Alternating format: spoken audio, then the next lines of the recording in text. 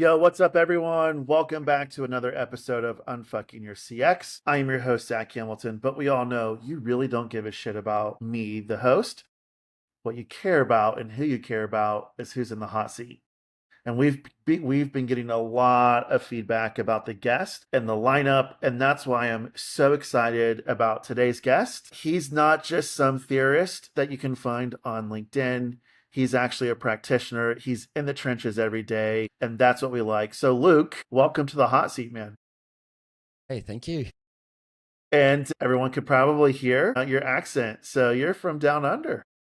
I am. Yeah, so it's pretty late here, but it's good. I'm happy to be Yeah. here with you, Zach. This is going to be fun. Yeah, dude, this is exciting. I've had guests on from, of course, North America, all across Europe. Just record the first South America. You're the first from down under. You Boom, beauty. boom. Luke, set the stage for this, right? Because typically, when CX practitioners get into passionate discussions about hmm what's going on in the industry, the discipline, or just what's making us cringe right now, or even like, dude, what's on fire? It doesn't happen in your typical work setting. It happens maybe at our favorite coffee shop or pub or restaurant. So, where do you like to have these types of discussions? Mate, this has been a very much a pub discussion. I've just finished doing a road show, a tour around Australia, and every event ends up finishing out, with drinks, and therefore ends up at the pub somewhere. And this conversation came up every single week, and it's driving. That's awesome. I'm a love a good conversation in a pub, right? It just gives you the opportunity to relax, unwind, and you don't hold back when you start having a beer or two. Yeah, they get loose. Yeah. So you're in the trenches, right? So I'm really curious. This topic's been coming up. I'm assuming it's a topic that makes you cringe the most. So what is that topic that you want to unfuck today? Mate, it's this excuse we've kind of made for ourselves that customer expectations are getting higher and higher, and we just keep saying, like, it's just this default thing. It's always the customer's fault that these expectations are getting higher and higher. And look, there is some, we can get into it a little bit as to, maybe why it is, but I also think it's our fault, and I also think that some of it's full of it and actually not true, and we just use it as an excuse. And yeah, so I want to get into it, man, because I've had this conversation a few times, and a few people have pushed back pretty hard, saying no, they're definitely getting higher. Abuse is worse, and that is true. People are having customers have this feel this freedom to be able to have this abuse back to people, but I also think there's another reason why that is, and that's because I just don't think our customer expectations are actually getting that much. I think our customer expectations. Here's the other thing: we talk about customers as if we're not customers, like they're this Yeah. mythical creature. Yeah. Far out, man. When we call somewhere, when we go somewhere, we want the same thing that we've always wanted. I want the product I paid for. If it does go wrong, I want you there to fix it on the channel that I choose to talk to you on and be on, and just do it quickly and fix it. Yeah. Ideally, don't break it at all. Let it never break. And then I'm sticking around. I'm a loyal customer. But we then go, oh, no. People, that their expectations are higher. And I think there's a couple of reasons for that. Dude, I love this topic, and I think we should just jam on it for a second. And if we get sideways, we get sideways. But I'm with you. I definitely think there's that Maslow hierarchy of needs and there's expectations. And I definitely look at my own type of practitioner work and being in the trenches. I don't think that necessarily customer expectations have shifted all too much. I'm with you. Like, just give me my product, give it to me quickly. If there's an issue, solve it for me the first time I'm calling in for support. And of course, as you graduate into the different brand tiers, right? From a luxury perspective, it might be give me that unboxing experience and whatever that is. But I think there's two culprits. And this whole setting the scene of customer expectations are getting harder. One, I think it's the SaaS companies who, and look, I've been on the SaaS side for the last 7 years. I've worked with hmm some of the best product marketers you'll ever meet. And they can create a fucking story that sticks in the industry of customers are getting harder to serve. hmm Because ultimately it puts their solution as the hero of the story, right? Not the CX leader. Create the problem. So create the problem. So I think SaaS companies have created that problem in order to own the story that's getting solved. And I Sure. do think the other role is the CX leader, because you're not solving anything within your organization. And so you continue to use it as an excuse of, well, they're just getting Yeah. harder and harder to solve, and you're not giving me the support that I need, so I can't go solve them. So they're playing the But victim card instead of the solver card. this is the other thing about CX, right? Is that we're never going to solve it. CX is hard. It's always going to be hard. Delivering what people want and what they need is hard. And it's always going to be hard. And we just need to be okay with that. It's not broken. It's just hard. And let's just work hard to continue to solve for it, right?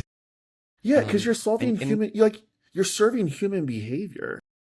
right. And so then this excuse that that customer expectations are getting higher. I think part of that is we add more and more channels to things, which is again, it's fine, but we can't then force customers down the channels that suit us as companies, right? You can't turn around and say, okay, well, chat's a better, it's more profitable. We can have more people served, therefore it's quicker. So let's hard deflect people over to chat because that's the best option.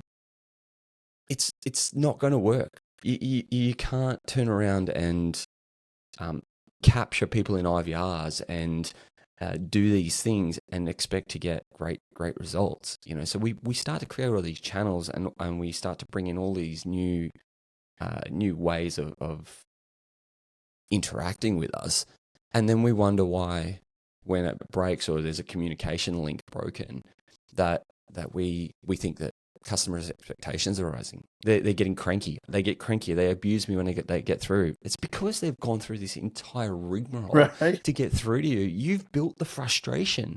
Your failure. They're calling you in the very first place because of a failure demand, and then you continue to build on that failure by making it harder and harder and harder. Yeah, it's such a great point. I tell you what, as a consumer, if I have to call into the contact center, the customer care center, I always kind of take 3 to 5 deep breaths and like, okay, Zach, remember, you've owned the contact center before. You've had to lead these agents. 9 times out of 10, the reason why they can't solve your problem immediately is not their fault, right? They're just handcuffed by the 5-year-old SOPs that they're trying to operate within. Exactly. And I tell you what, dude, if I can't, like, within 3 clicks, get to who I need to talk to, I start to feel my patience is like going. Or if I have to yell agent into that line more than one time, I already know, like, to your point, my frustration's starting to build. And then unfortunately, the agent's like, Zach, I can't help you. And here I've already spent 7 minutes on hold trying to get through your IVR system. And all I want is my answer. And then they Yeah. can't do it. And so to your And they point, it's like, we're and they send you off causing to the like issue. they send you off to things like FAQs and they should be renamed to like fucking absurd questions. That's what it stands for. Seriously, Yeah. I've been collecting a list of really bad FAQs. I went to the monster trucks recently. I just wanted to know what time it started and then roughly how long it was going to go for. Do you think I could find that in the FAQs? I found out that you can't take laser pointers to the event because that's the first thing I'm going to ask, right? But what was one of the other ones? I had a great one the other day. Someone clearly hadn't updated it. The question was, what is this? And the answer was yes. And I was like, hang on. Like it was so templated boilerplate. No one had ever changed It was, like dude, I'll tell you someone's, the most fucking absurd question I got was, I won't call out the brand because I connected with the CX leader on LinkedIn and he did an amazing job getting it fixed. But I was Mhm. just ordering a product and there was like 4 or 5 days went by and I never got an update. So I just started to, of course, chat in because that was their preferred method. And Mhm. it literally was, due to COVID, our inventory is backstocked. I'm like, please fucking tell me we're not going back to COVID days. So I screenshotted that and I was like, hey, dude, I think you got something broken in your FAQs and your chat there. You might want to take a look at it. See, this happened to me. This happened to me very recently. I ordered some signage online, and it arrived damaged. And so I got on, and it didn't feel like a chat bot. Like it was a chat, but it didn't I couldn't quite tell if it was AI because it was giving me block answers, but then it was actually giving me some pretty decent Yeah. answers. And so I was like, okay, if this is AI, it's actually doing a pretty good job. And it was like, hey, we've got your order. Send me some photos. Sent them the photos. Yeah, got those photos. We've sent that. We'll reprint that, send it out to you. I was like, man, that was actually an awesome experience. Fantastic. Weeks go by, never hear from them. I get them, email them. I was like, I've got this chat. It's told me that you're sending it. They're like, oh no, that doesn't connect to our departments at all. And whatever the chat says, you can't believe that, and you can't trust that. It's like, mate, it's your chat. Don't talk to it. Don't talk to me as if it's like something you haven't So implemented. right. And I think this all it comes back to that specific topic, right? Where we think consumer expectations are getting harder and harder when it really is the solutions that we're trying to put into place because we're trying to save our company money. So we're trying to build not to solve and meet expectations. It's we're building and solving for the P&L, Yeah. which look, I am all about Mm-hmm. It's P&L got to drive impact. for sure. So if you think about this, let's get into the 3 player tips. What's the first player tip for CX leaders to stop playing the victim card of expectations are getting higher and higher? That you're just jiving on right now. Yeah. That's number one. We need to just kill that conversation, because I believe that as practitioners, we are driving up that expectation. Whatever we deliver, people then expect you to deliver on that. That's the expectation. The expectation is deliver on what you say you're going to deliver on. That's the simple part of it. Dude, we could just mic drop that moment right there, right? And I think part of I this know this is sounds so basic, right? And I know this has become a bit of a phone no. call where we're just ranting, but honestly, that's deliver what you promised. If you're going to bring in a new channel, great, awesome, that's really good. Just make sure it works and delivers what you said. Don't force someone into that channel because it works best for you. It's got to work best for the customer, and it's got to deliver on the promise. It's it's a bit like the recent Netflix change, right? They've dropped the basic package, and then all of a sudden you're forced into a higher package. The response when I contacted Netflix was, that's just for the whole country. I don't care. I don't care it's for the whole country. I signed up for something. You do the bait and switch on me. I feel like a fool, and you leave me with no options either to choose with. It's like, oh no, you've got options. You can either choose the ads package or the way more expensive package. It's like, deliver on what you promise, and I would have just been happy. That Yeah. was it. I would have been loyal. I would have been loyal because I didn't have to call you. I didn't have to contact you. Loyalty comes from being invisible. It really is that simple. But I think part of this is as CX leaders, we don't even understand what the consumer expectations are because we're not even talking to our market research team. And so when it comes to just delivering on these basics that you're talking about, I don't even know if CX leaders even understand what the basics are. And that's what we've got to do. Just get back to the basics, because we've Yeah. been sold these amazing stories from organizations and like the Disney experience that not everyone is expecting that.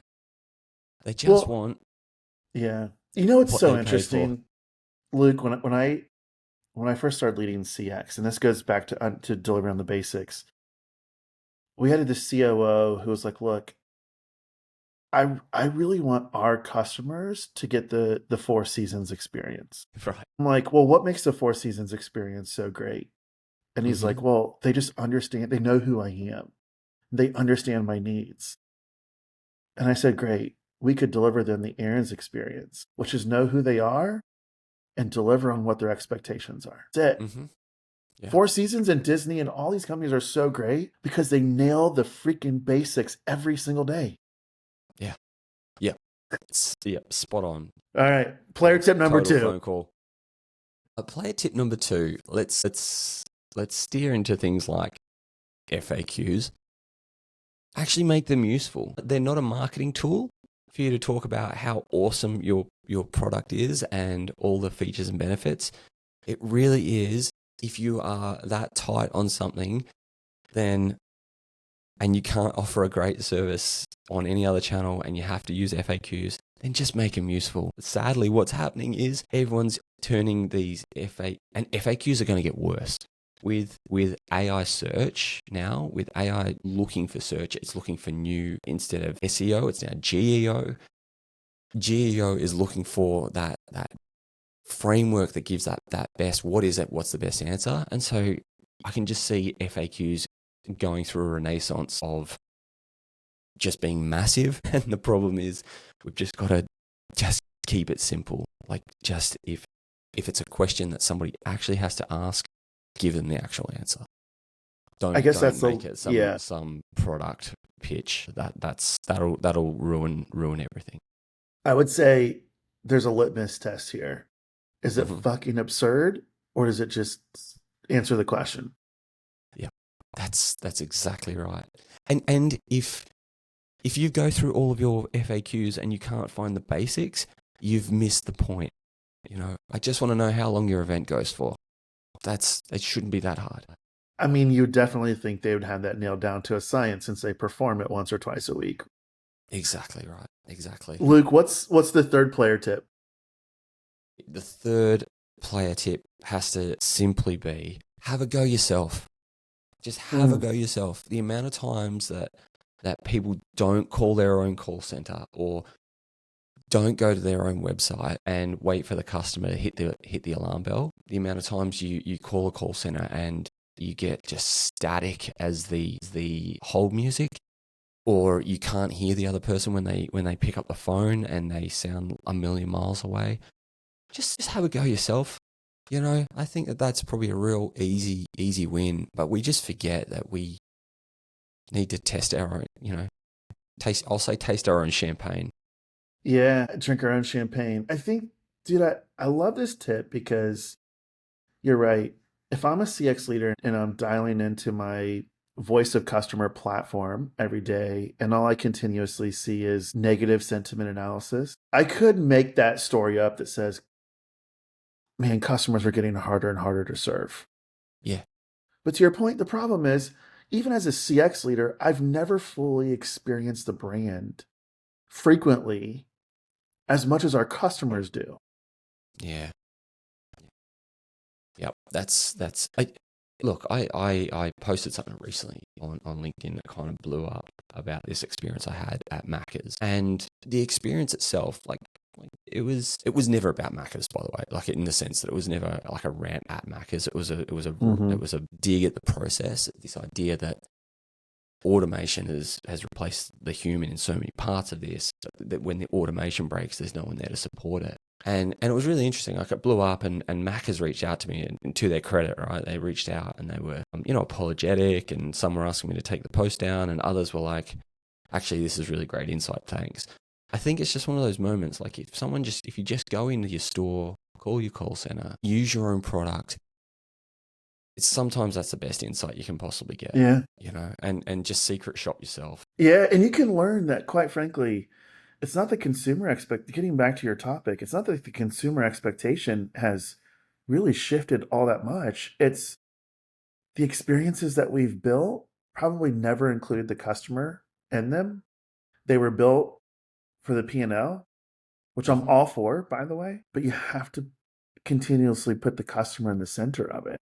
Yeah, exactly. So many of these, the amount of times that I've sat in on journey map processes that never involved a customer, it's unreal.